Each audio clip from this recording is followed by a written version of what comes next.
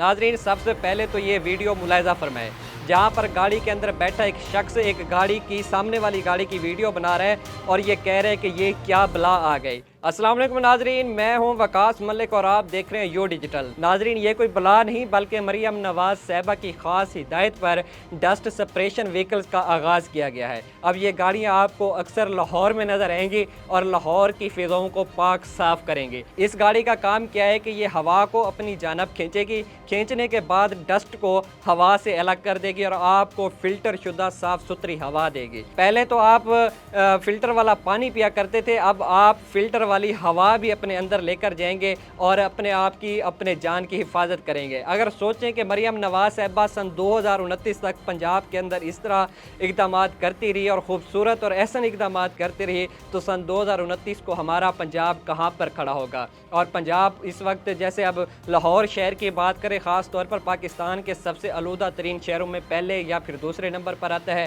ख़ास तौर पर सर्दियों में जब स्मॉग होती है उस वक्त लाहौर शहर के अंदर सबसे ज़्यादा स्मॉग होती है। अगर ये गाड़ी हवा को डस्ट से साफ़ करेगी तो गर्मियों के अंदर और ख़ास तौर पर सर्दियों के अंदर जो है स्मॉग का भी खात्मा होगा। और अब लाहौरियों के लिए जो बड़ी खुशखबरी ये है, आपको फ़िल्टर वाली हवा भी मिलेगी।